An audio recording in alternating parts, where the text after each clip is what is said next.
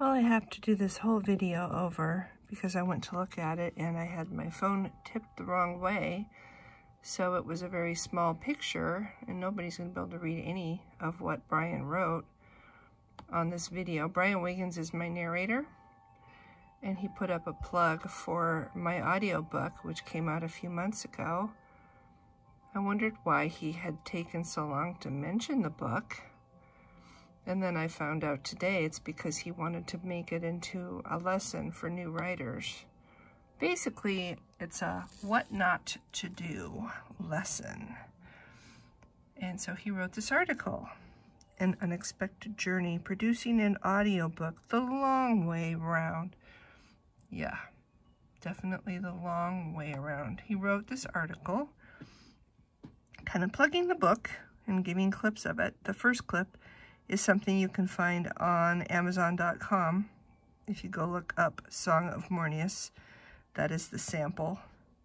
The second clip is the bad guy sample, and it's the most graphic, gory scene in my entire book.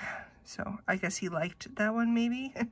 Maybe he was proud of that one and he wanted to share it, but it's not intended for children.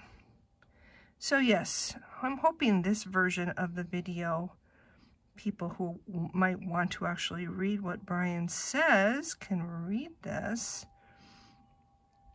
You would have to mute me because I jabber constantly. I can't shut up. But this is what he's talking. He's basically talking about my tale, the sad, true saga of Diane Steinbach and the stupid thing she did. Yeah, got screwed over. Basically, I think I got conned. Lesson for anybody watching this: do not go to Fiverr.com to hire an audiobook reader, a narrator. Just don't do it. You can find some good things on Fiverr. I found the illustrator for the interior of my book on Fiverr. But definitely I would not recommend it as a place to find a good audiobook reader. So he's talking here, it's an article, you know.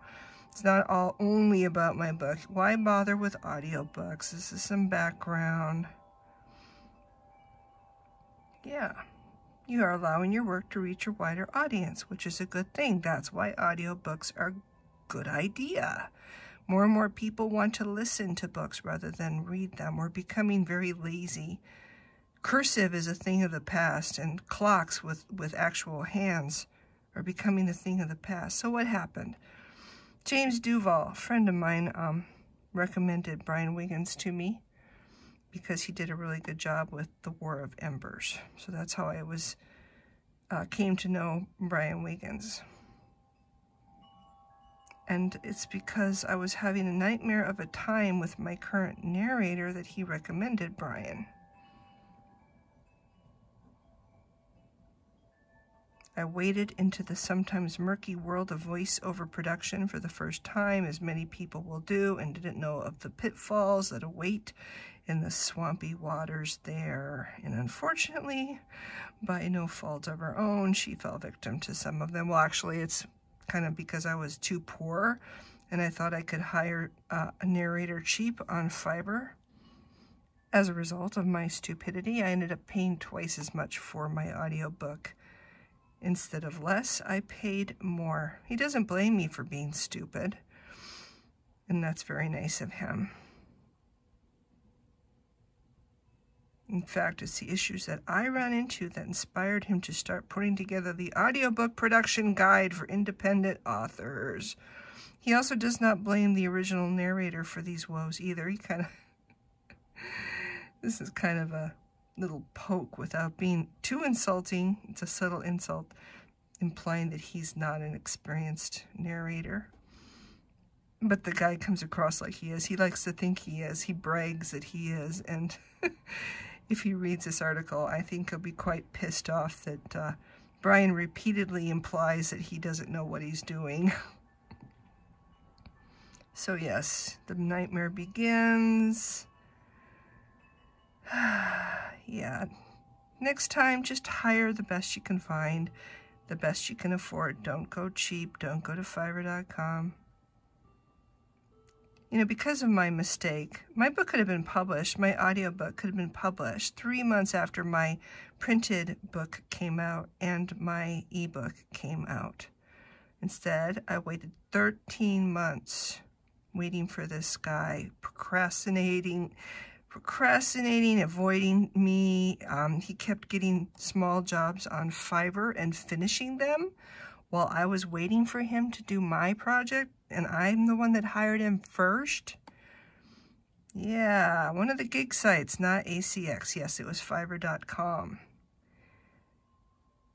The guy said he would have the book done in 40 to 60 days. 40 to 60 days. Yeah, 13 months later, all I had was 69 files, and all of them were so fraught with error. They were raw files. He didn't even bother to edit his work. He just sent me raw files. Sometimes it took me 2 afternoons to wade through just one chapter, and I'd find 20, 30, 40 errors in some of them. It was ridiculous. I'd stop it like every 30 seconds because I was finding errors that quickly. I worked my ass off for this, and in the end, I finally just gave up. Yeah, this was merely the first warning klaxon.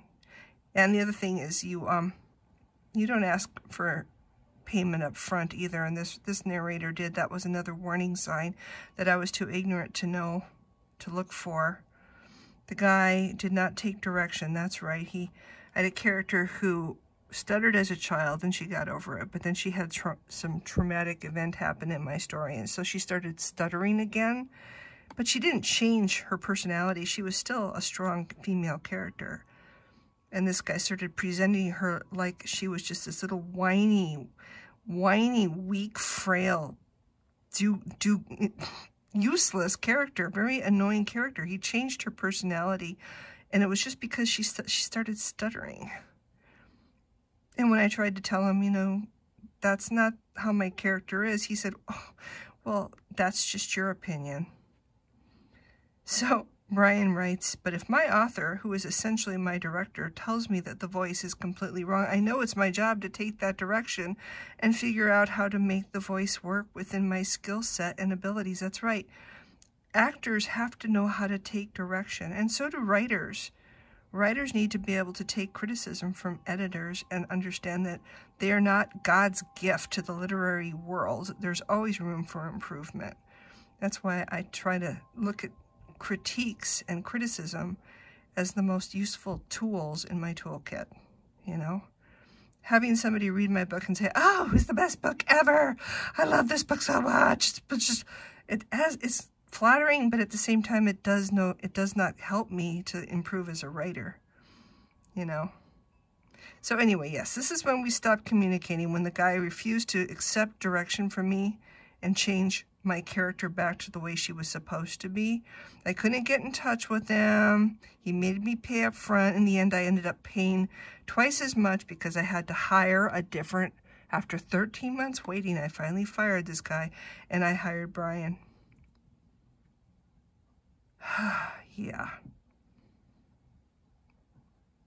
Yeah, and last week the original narrator quickly threw together the rest of the recording in a week with no editing or mastering, and then demanded the final payment. Yep.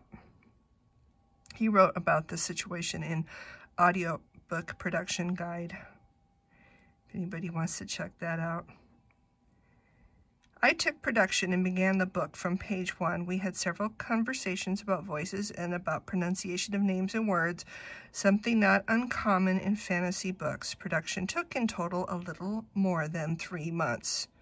Yeah, when you go to a professional narrator, you get a professional narrator doing the job in a normal amount of time, rather than somebody who isn't a professional, probably hasn't ever done a big project like this before, and 13 months later, he still hasn't produced anything of any value. So there you go. Word of warning to new writers, you get what you pay for.